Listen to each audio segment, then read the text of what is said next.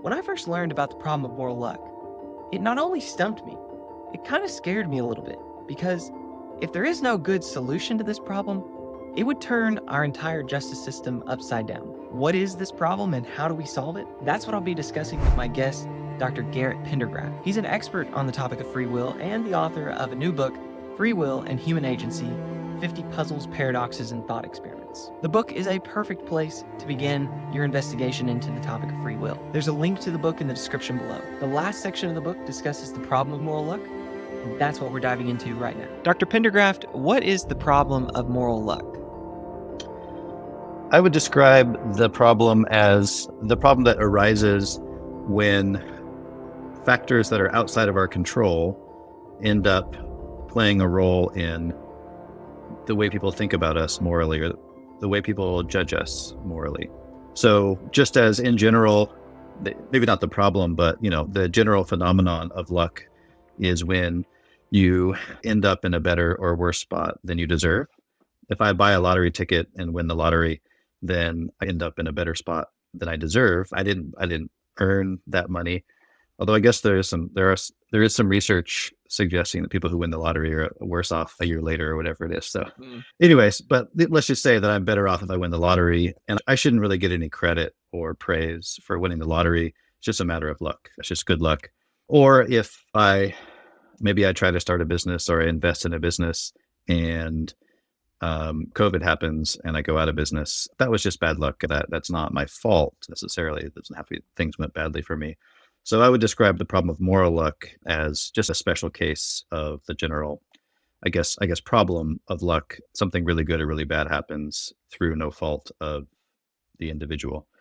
And the problem of moral luck is essentially that there are a lot of situations where our intuitive judgment about someone is that they are a good person or a bad person. It is something really good or really bad. But for any of these cases, you can construct an identical case or almost identical case where all of the internal states are the same, but the outcome is a lot worse. So the example that Thomas Nagel used, maybe Bernard Williams originated it, but you can imagine two truck drivers who are equally negligent in keeping their brakes tuned up or keeping their brakes in good working order. And they go out for a drive and the brakes fail. One of them gets lucky and is able to just maneuver off the road without damaging very much. The other gets unlucky and ends up killing a pedestrian or getting into an accident that kills someone. And the reason why that case illustrates or introduces the problem is because you can imagine these truck drivers are identical in every way. Whatever kinds of character traits or whatever kinds of conscientiousness or negligence you want to attribute to them, you can do that and it can be the same. It's just in one case, there was someone else in the picture and that person died, and that made the one truck driver a lot more blameworthy, it would seem, and a lot more culpable for wrongdoing than the other. But if you're focusing on what you can attribute to them individually, their intentions, their character traits, it's identical. There are sort of four broad categories of moral luck. We could talk about that. But the basic idea is just that our judgments are influenced by a lot of factors that are outside of people's control. And yet, if we were asked, hey, do you evaluate people on the basis of what's under their control or what's out of their control? Almost everyone would say, of course, only what's under their control, right? And so, but what about this case? Another type of case would be the assassin, two assassins who are both trying to kill some leader. One of them succeeds and he's guilty of murder. The other one is foiled by this unlikely happenstance where a bird flies in front of the bullet. And so he fails. And so he's only guilty of attempted murder. And yet, again, same training, same intentions, same motives, everything that seems directly relevant to moral judgment and moral evaluation is exactly the same. And yet they're going to be punished differently. We're going to think of them differently. So that's, in general, it's this tension. The problem of moral luck is the problem of this tension between the intuition we have that no one should be responsible for things that are outside of their control, and yet our judgments that violate that intuition all the time. Right. And I think that's how I was thinking of it, this tension between our intuition and then what we actually end up doing in practice. Right. Uh, Right. Yeah. yeah, That's a great way to describe it as well, because we have the, the principle that we would affirm, which is that we're only responsible for what's under our control. But then, yeah, in practice, when it comes to making judgments, whether they're just internal private judgments or whether they're actual public judgments involving things like punishment, our practice doesn't line up with that principle. you discuss 4 types of moral luck. Can you, I guess, just briefly say or list here are the 4, and then we can unpack each one? Sure. Yeah. So the first type is constitutive luck, which is luck in the way that someone is constituted. And that kind of just appeals to or recognizes the fact that we all have different tendencies toward good and bad behaviors and traits, and we do have some control over our character traits, and over we have a constitution that we are given, and then we can work with it and improve it or sometimes make it worse in various ways. But even then, the values that we use, the values and motives that we use to change that constitution are going to be just given to us in some sense. This problem goes all the way back to Aristotle. We're not responsible for our characters, and even if we improve our characters, we're not responsible for the motives or the impetus to make that improvement. And so there are plenty of cases where that constitution is going to make all the difference in a moral judgment, whether it's just in the moment, a particular reaction to particular stimulus or particular circumstance, or whether it's character development over time. And so essentially, if we think really deeply about how much of the way we are that was either given to us or the result of factors that are outside of our control, that is constitutive luck. And you could construct a case where you have one person who's disposed to react with compassion toward a particular circumstance and someone else who's disposed to react in a different way. And a lot of times these kinds of luck cases will involve overlapping categories, right? So maybe something about your constitution makes the consequences much worse or much better for you, or makes the outcome or the results much better or much worse. And so that would be a case where through, it's not really to your credit or to your blame that you have a certain constitution, and yet that played a pivotal role in how things turned out, or just how you're evaluated or assessed. Another type is we talked. Yeah, before we Sure, move sure, to another type, can I sure. ask clarification to see if I might be getting my categories mixed up slightly. So I'm thinking I'm putting things in very layman friendly terms. No, that's great. Uh, Yeah. People will often speak of being wired a certain way. Like I'm just wired to respond maybe with like more impatience in a certain situation than you. You're just wired to where you can maintain your patience, but I'm just wired to be like a hothead or something like that, Hmm. or easily Right. frustrated or something. Say somebody commits a really heinous crime and you find out that they were treated super poorly from a very young age.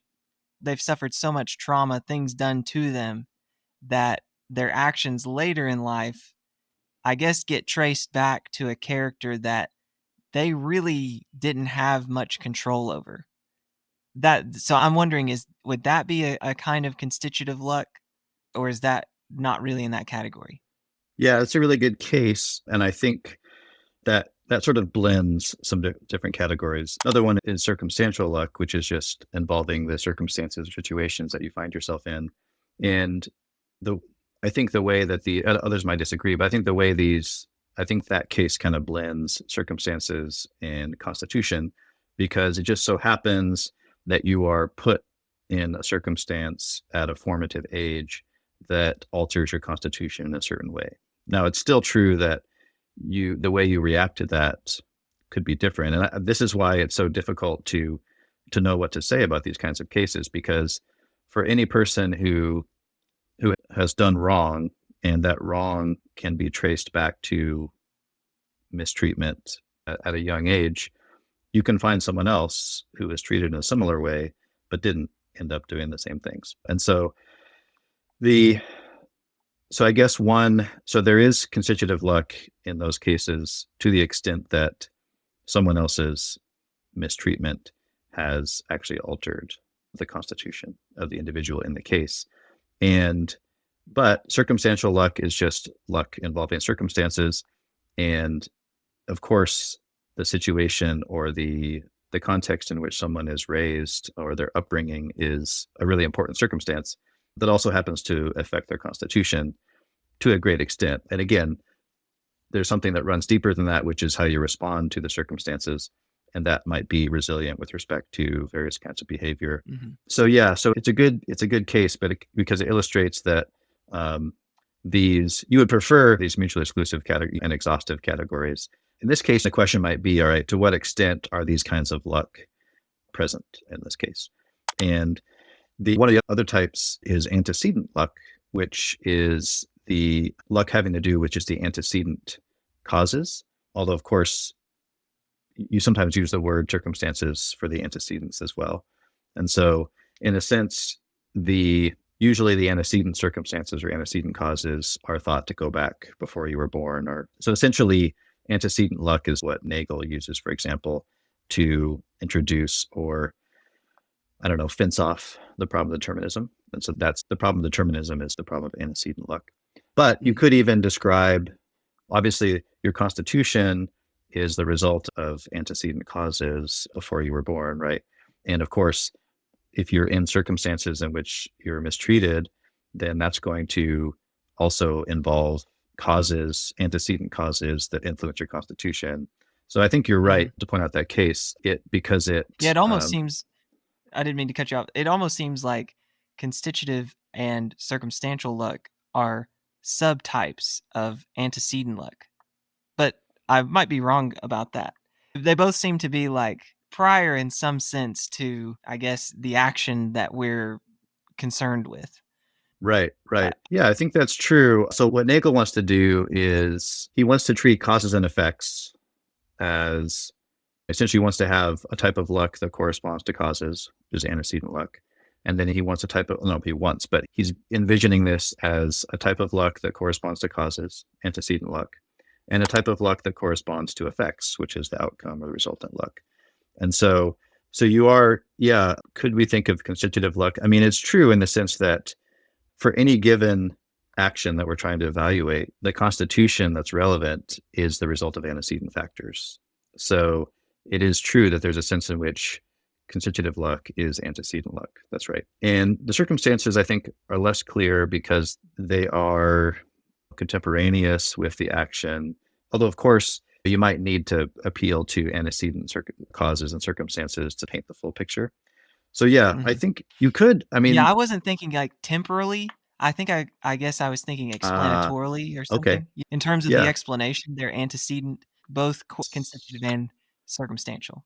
Yeah, they're like the background or the context in which the action takes place. And so in a sense, they have to be in place prior, explanatorily prior, maybe even logically prior to the action. So yes, I think that's right. Although I do think I'd have to look back at Nagel and others, but I do think that typically the antecedent, his use of antecedent has this causal flavor, this causal tinge to it. But you could, I mean, in a sense, another taxonomy, which might be a better taxonomy, would be the action is although of course sometimes we're evaluating the agent and not just the action. But if you consider the event of the agent's action as the kind of the subject, or rather the object of the judgment, the moral evaluation, you could just try to say there are two dimensions that are relevant, the sort of dimensions leading up to, or in some sense prior to the event, and then the dimensions subsequent to or following the event. The following the event is always going to be temporal, but the prior circumstance or prior factors could both be temporal and causal, but they could also be explanatory as well. And that could be, that might be a better way of taxonomizing. It certainly is it's true that there's everything that sort of led up to and made possible the event in question. And then there is everything that's downstream. So I suppose you could think upstream and downstream, where upstream also includes explanatory and logical relations as well. Yeah, no, I could get behind that. I think that's really helpful. I like the way you put it there. I think that's a very clear way of putting there's luck on this end of things, and then there can be luck on Mhm. that end of things. Well, I was going to say another example. This is also Nagel's example, but it's helpful because I think it brings the problem home, maybe in a way that is a little bit more personal. And it's he mentions the example of the officer in Nazi Germany who would have lived a quiet life if the Nazis hadn't risen to power. And then the German in Argentina who would have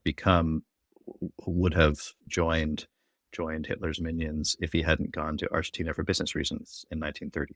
And so it's like, I think the sentiment is there, but for the grace of God, go I.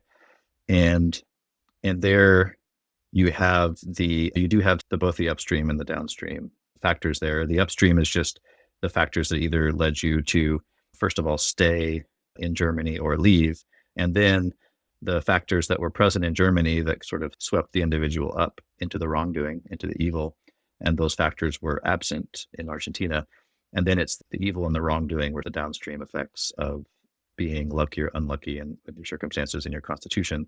And I think that can be sobering because there's no guarantee. I think we'd all like to think that if we were somehow placed into Nazi Germany at the right time where we still had a choice, we would resist. We would be the Bonhoeffer and not, I don't know what the alternative, but the clergy who went along with it. But it's not so clear that we would. But anyway, so I think that's an example that's helpful because it brings a little bit. Not all of us are truck drivers, and although maybe some of us don't get our brakes checked as often as we should, but I like this sort of, don't be so sure that you wouldn't have made the same choices that these people we think of as some of the worst in history made. Yeah, I'll mention a book, and then this ties in with another chapter that you wrote. So there's this book, I'm sure you're aware of it, Ordinary Men. Have you heard of that book before? I have. I think way back when I was a TA in grad school, I think it was maybe I haven't read it, but I think it was part of the reading list. Yeah. There's actually a documentary, like an hour-long documentary on Netflix too, where they took the content of the book and made it accessible. So you might check that out if you haven't. But anyway, you know what I'm going to say. But for my viewers, at least, one of the main idea of that is they look at this particular battalion that was it looked like just all the other battalions. It was made up of these ordinary people, just ordinary workers that when put in these circumstances, they became these Nazi soldiers that did these heinous things, and they were just ordinary people. And so it's part of the real shock of the book and of the documentary is how could just a ordinary person that has a family, like they show you these people's families, they would go home at the end of the day and just do normal things, and you wonder how in the world could this be? And that I think should make all of us think, gosh, I shouldn't be so certain that if I was put in Nazi Germany at that time that I wouldn't become a Nazi soldier. Right. I think the Milgram experiments, which you're probably familiar with, are good for the same reason because they take ordinary people and then they subject them to very light kind of authority. And in the face of that authority, most people do things that are not they're less heinous on the grand scale, but they're pretty heinous when considered in isolation. And then speaking of documentaries, there's one, I think it's called the Human Behavior Experiments. And they run through these famous experiments and then they bring in sort of real life contemporary examples of the experiment. And so for the Milgram experiments, there are these cases they happened in Kentucky, a couple other states in the South, where this guy would call fast food restaurants posing as a police officer. And he would basically tell the manager that one of his or her employees was suspected of dealing drugs, something like that. And then would essentially, so this person over the phone would tell this like McDonald's manager to essentially like strip search his or her employee right then and there and other things, in some cases even worse. And it was just some guy impersonating a police officer over the phone. Like it wasn't like he walked in uniform and with a search warrant and falsified documentation. It was just a phone call where he claimed to be a police officer. And then he basically, and I don't know what his success rate was. I don't know how many places he called, but the one that they highlight, and it happened several times, but the one they highlight in the documentary are the worst of them. But anyway, it's so Milgram's hypothesis is that we have this innate susceptibility to authority, this sort of obedience, which I suppose is a type of constitutive luck, whether good or bad, right? So the person who maybe there's a person out there who has like cultivated resistance to authority, like not too much, but just enough so that if it comes time, there's someone, I forget the guy's name, but he calls this anarchist calisthenics, I think. And his idea is like once a week or once every day or some regular interval, you should break the law just a little bit, whether it's jaywalking or whether it's speeding, or of course, most of us do that on a regular basis anyway. But his idea is that you should practice breaking the law, not just for this, so that if you ever encounter an unjust law, then you have practiced resisting the law and you don't just go along with it. So anyway, but that's a matter of constitutive luck, right? So someone could take this seriously and cultivate a disposition to resist authority or to always think twice when an authority figure tells them to do something. But for the most part, we don't think about this possibility. We just go through life and we're either disposed to obey authority or we're disposed to resist authority. And that's a matter of our constitution, our temperament. And that's good luck or bad luck, depending on how it turns out. And so I think that I think one reason why the problem of moral luck is to me so interesting is just that it shows up in all these interesting cases, whether it's trying to explain what happened in Nazi Germany in World War II, or just trying to explain these kind of crazy crimes that on these documentaries. I am super glad that you took some time to lay out some real life examples too and show the prevalence of this. And so I guess for the viewer at this point, we're about to look at some solutions to the problem, but just I guess as a way of emphasizing the problem before we do that, look how prevalent this is. Like we held these Nazi soldiers at Nuremberg accountable. Like we held them responsible for their actions. And yet it looks as though what happened there was largely a matter of luck, things outside of their control. And we have this intuition that we should only hold people accountable for what is in their control, not what's outside their control. And then when you expand that, not just from like Nazi Germany, but look at these other examples like you've mentioned, it looks like very much what goes on in our lives appears to be there appears to be a lot of luck. So it seems very difficult, at least if we hold on to that intuition, it seems very difficult to hold people morally responsible for their actions. That's the tension here. Right. Does that seem like a fair characterization to you? Yes, absolutely. Yeah. We have these deeply embedded practices that are pretty much essential to our social life, and they play a role in our daily interactions, in our societal structures. And yet, if you really scrutinize them, and not from some like external perspective, you just scrutinize them on their own terms, then you end up losing your grip on what exactly we're evaluating here. It starts to feel unfair, or it starts to feel as though if you make it your goal to chip away on all the external stuff, in the end, you're kind of like, what am I left with? There's really nothing here. The agent has disappeared. So, yeah, that was a right. sentence. It was just, you said it really short in one of the chapters. You were like, once you account for all these things, what are you left with? And I thought that was Yeah. such a powerful question. It looks like I'm not really left with anything to hold this person accountable. Like, Right.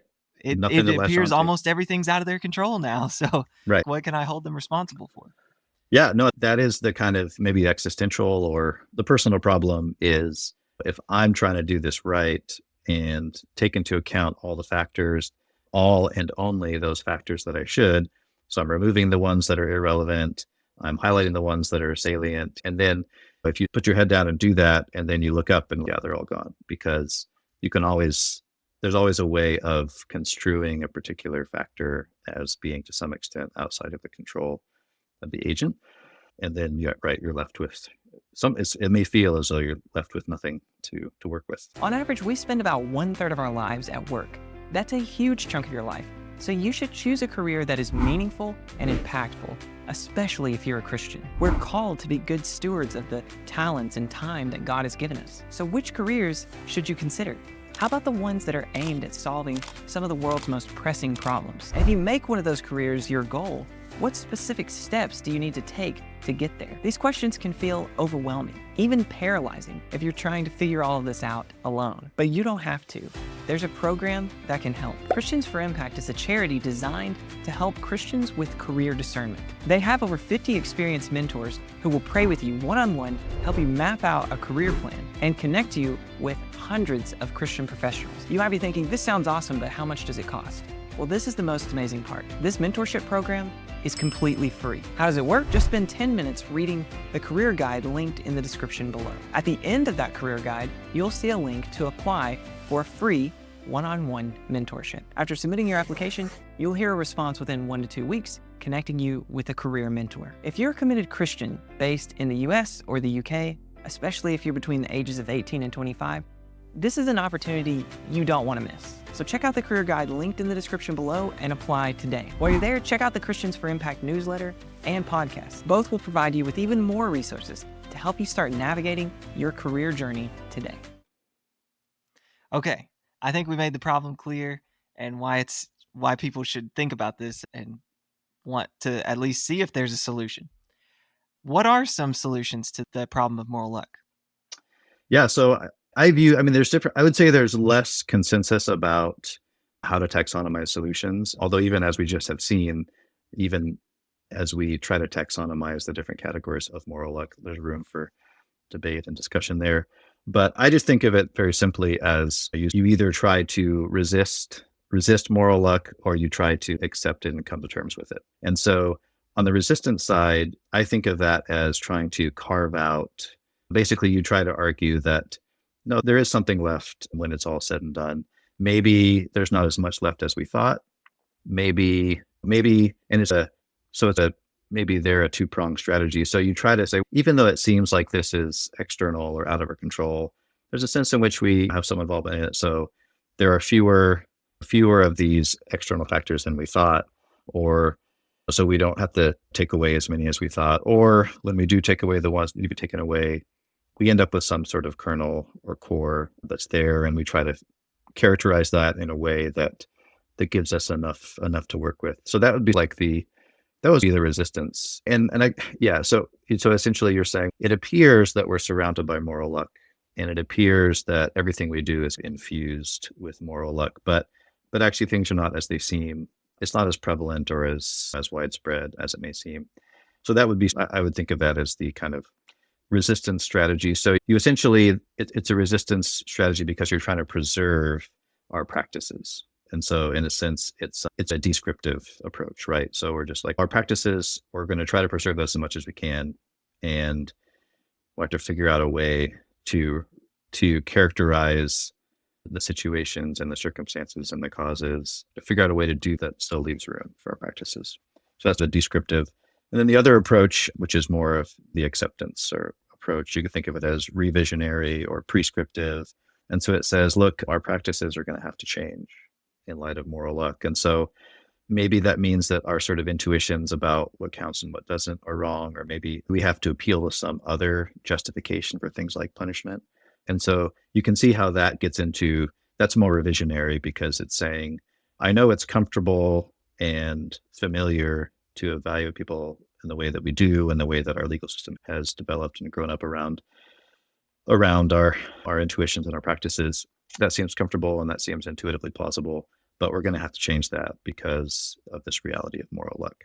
And again, the strategies aren't perfectly delineated, or they're not totally mutually exclusive, because when you're trying to revise practices and you try to appeal to something different to ground responsibility, then you might end up like focusing on something that the sort of resistance strategy is also focuses on. So you could end up in a similar place by taking a different route.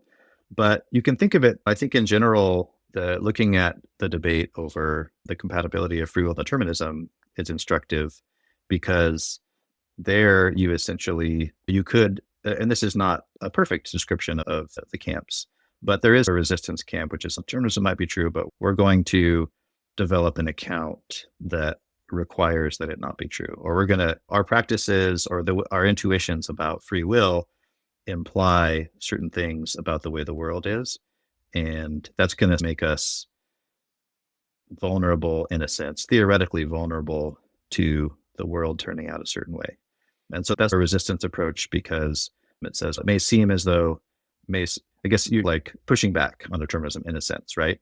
Whereas compatibilism is more of the acceptance approach and more the revisionary approach, you could say, although depending on what you're looking at, compatibilism is less revisionary, you could argue. But again, you could see compatibilism as an acceptance approach. It's like, how can we make sense of our freedom, of our responsibility, even if we take on board this possibility that determinism is true? And the difference I would say there is that we have less determinism is something that may or may not be true, and it's going to be hard to come to a definitive answer. Whereas moral luck seems to be really hard to deny, at least in the sense that it represents this tension between our intuitions and our practices. So anyway, that's not the cleanest taxonomy of responses, but I think that it's helpful to go with either like our descriptive, prescriptive distinction or sort of resistance and acceptance. And there are third ways people have tried to come up with, but essentially it's do you try to avoid the implications of moral luck by carving out something that is immune from it or that it can't touch, or by trying to stop the spread, right, of moral luck. And the other is just to maybe not embrace it, but say, look, it's just something we're going to have to deal with, and we're going to have to figure out how to move forward even in light. So I think maybe like a Kantian picture where actually it's a good sort of test case, the Kantian picture, which focuses only on intentions and only on the will, right? And then you can ask, if I say I don't care about, in a sense, that could be maybe an initial attempt at a resistance approach, might be Kantian. We're like, okay, I don't care about all the outcomes. I just care about the will, right? But then, of course, you get the problem of constitutive luck. And so maybe, which affects how our will is constituted. And then maybe there you need to take more of an acceptance or revisionary approach. So yeah, it's I don't know, it's messy, and it's not like as clean as here's our intuitive sense of our freedom, and here comes federal determinism. And so you have essentially two responses. One is incompatibilist, the other is compatibilist. And then within those responses, you can further like taxonomize. I mean, others might have a different view, but I think with moral luck, it's just not as easy to taxonomize the responses.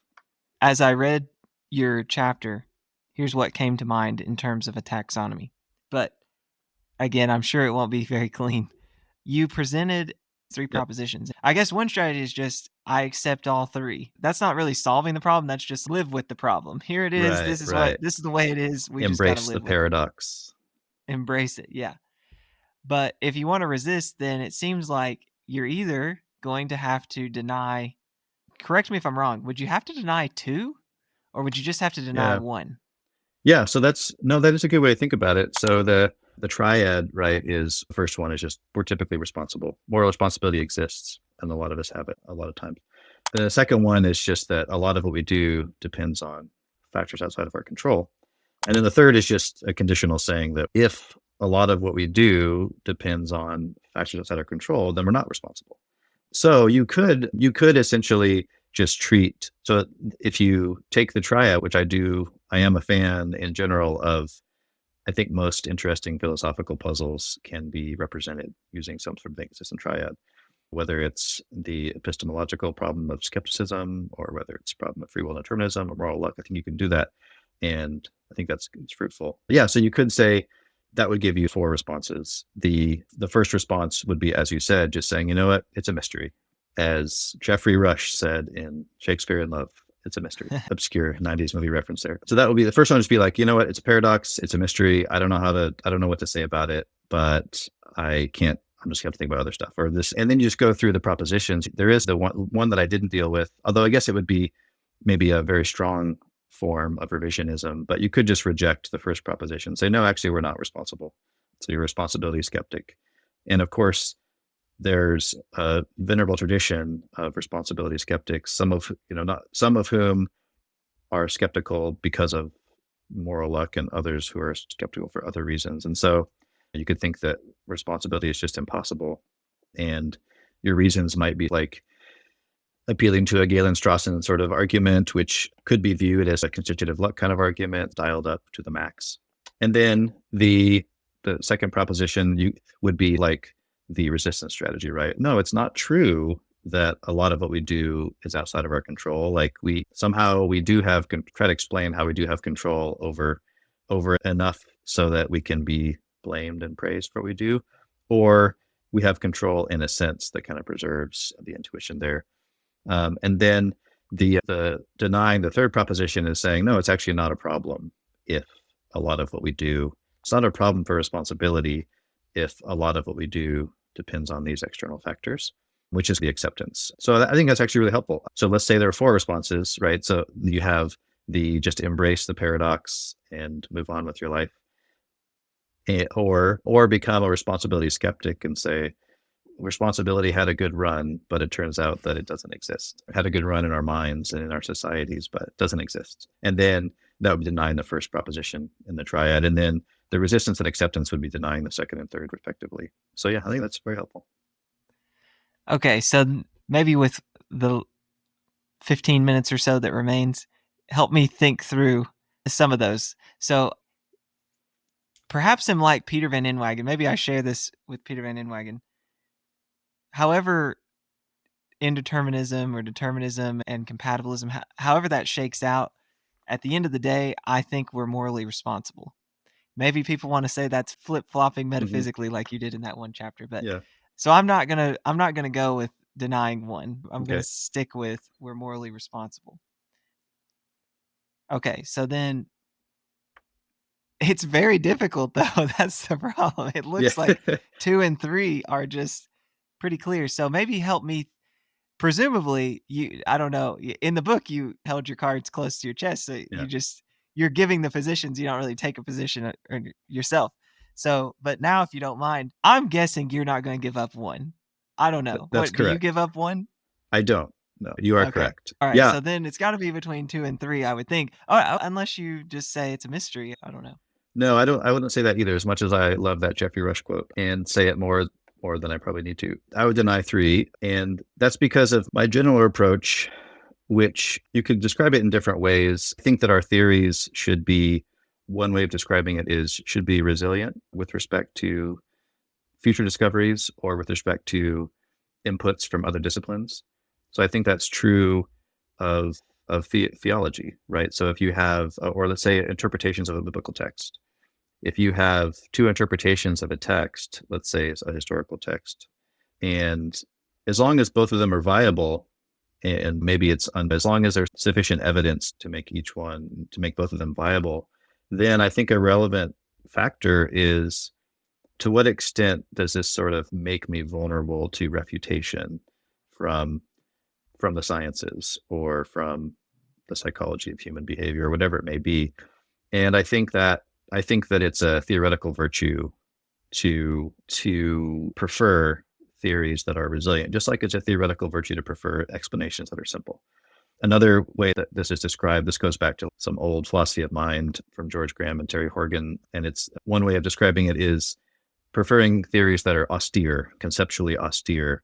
They have this nice dichotomy between opulent theories and austere theories. And so the opulent theories make a lot of demands. And some of this stuff comes out in that flip-flopping chapter. I talk about Descartes' theory of involving the pituitary gland and how his part of his psychological picture required a lot of very specific things to be true about the brain that end up being false. And so his theory kind of had this vulnerability because it was opulent. Whereas if you keep your theory austere, another term that shows up in the free will literature is demandingness, right? So I want my theory to make as few demands of the world as possible. And so whether you talk about resilience or whether you talk about austerity or whether you talk about minimal demandingness, I think that there's something in there that's a theoretical virtue, which is but also it does start with affirming that first proposition, we are responsible. So I take that as a starting point. I'm not looking to be too revisionist, so that's going to be a last resort. Like, it's just as obvious to me as anything that we are sometimes morally responsible for what we do. All I can do is respond to arguments to the contrary. I don't have an argument. I can't convince a skeptic. It's like play defense. This is what right. appears to be the case. Now, if you think it isn't the case, help me understand why. Oh, that I can poke a hole in that. I can poke a hole in that. Yeah. Yeah. Yeah. So we are responsible. And so then my goal becomes, or the sort of theoretical stance that I have, my methodology is, let's put together a theory that has to be plausible in its own right. It has to be viable, right?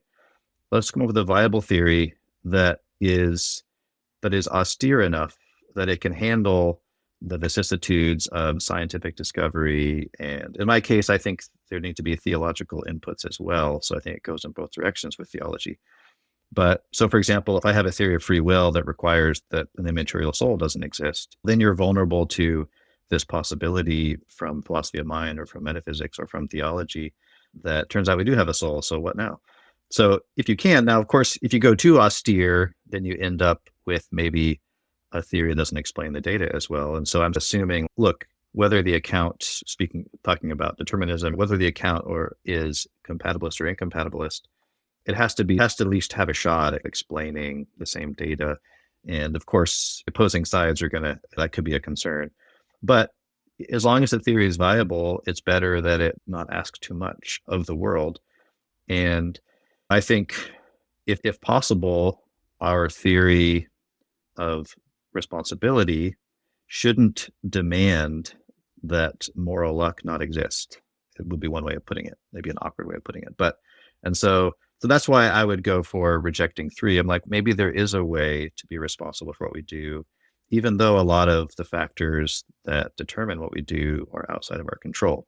Now, of course, and I say this in the chapter, that's in a sense what compatibilists about free will have been doing for a long time. Is it would be great if we had this sort of dual choice where at any given moment, holding fixed the past and the laws, we can do one thing or the other. That would maybe be more desirable. Although I do think there's something to be said for more of a normative conception where the truest freedom or the best freedom is the freedom to choose the good as opposed to the freedom to choose one or the other of 2 options. But I think that as you construct your theory, it is a demand to say that if moral luck turns out to be as pervasive as it seems, then my theory is in trouble, kind of thing. So can I build a theory would be the question. Can I build a theory that can still persevere even in the face of widespread moral luck? And so because I'm methodologically inclined towards austerity, towards resilience, towards less demandingness, that's why I would go with rejecting that third proposition. And it's probably too difficult at this point in the interview to unpack it, but maybe you just hinted at it when you say, I'd reject that third premise. I suppose you have in mind a kind of theory that you think can do the work that you need it to do in order to reject that third premise. Otherwise, it seems like the mystery approach might, even if somebody doesn't take the mystery approach, somebody might say, look, I deny Yeah. 3. Of the 3 propositions, the one that I'm more inclined to deny is 3, but I don't have a good theory Yeah. on yet in hand. Do you think there's a theory in hand that can do the work? Yeah. So, and this might not be surprising given my philosophical lineage being a student of John Martin Fisher's, but I think that the direction to go for a theory is something involving reason's responsiveness. So, to be responsible is to be responsive to reasons in the right kind of way. And again, that statement can be unpacked quite a bit. It needs to be unpacked quite a bit. But I think that, there are moral luck is still there. Like the situations I encounter, the reasons that come to mind, the reasons that would come to mind in alternative situations, these are all areas where luck is relevant. But I do think I think the reason's responsiveness is one of the kind of essential features of being human, and not the only feature. We're not just like mechanisms that are encountering and evaluating reasons. That is part of what we are, I think, as humans.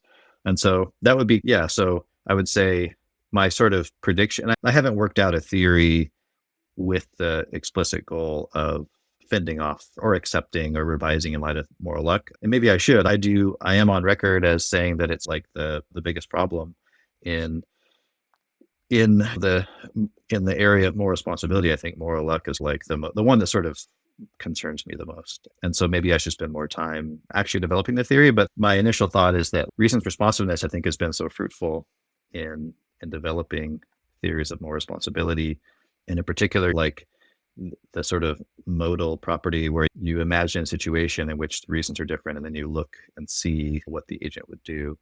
And I think that says a lot about the agent. That's really important. I think that is enough. I hope that's enough to ground our judgments of agents and their actions. And so that would be my, at this point, it's more hopeful than it is worked out.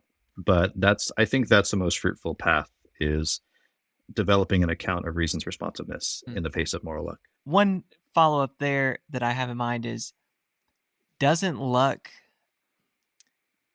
I guess, challenge the ability to respond to reasons? And so if you appeal to responsiveness to reasons, it's, oh, but I wasn't able to respond to the reasons because of the way I'm constituted, or at least constitutive might challenge that. It's a little bit harder to see how like, what exactly is it about I don't know, if you were drugged or something like that, then maybe you're not going to be responsive to reasons, and that's part of the circumstances. But anyway, you get what I mean. Like, for sure. No, it's challenge true. our responsiveness? Right. So whatever it is, whatever set of dispositions or faculties or mental states are actually recognizing and responding to the reasons, right, those are going to be subject to moral luck just as much as anything, because either their very existence is a matter of constitutive luck, or to go with the upstream downstream.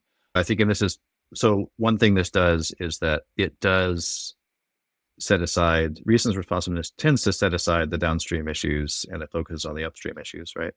And it's true that the abilities I have to respond to reasons arise from factors that are outside of my control. And then I think the move is to ask, all right, we have to have a threshold for how much control we have, or how far back the control goes. And this shows up in discussions of fatalism, or even in Galen Strawson's argument, right? So his argument that in order to be responsible for what I do, I have to be responsible for essentially creating myself, or making myself who I am. And that's impossible. So free will is impossible. And so I think the best response to that argument is to say, what's the reason, or what's the argument for putting the threshold, setting it that high, right? So why is it that I have to be like literally capable of self-creation in order to be responsible for my character or for what I do? That's a really high standard. It's impossible to meet. And of course, if that's the correct standard, then responsibility is impossible. But I don't know why that has to be the correct standard. Now, obviously, you can't have no standard. So you can't say it doesn't matter whether I'm drugged or whether I'm hypnotized or whatever. It doesn't matter. Whatever I do, I'm responsible for it, right? That's too low. But that just illustrates that one of the questions is, where do we set this threshold? And that's a really hard question, because it's such a bedrock fundamental question. There isn't a lot to go on. There's not a lot to appeal to, because you're just there at the foundation. And so that would be my response, is reasons responsiveness is in some form, or a fully developed account of reasons responsiveness gives us the best chance of responding to the problem. Now, that response itself is going to be infected or vulnerable to moral luck.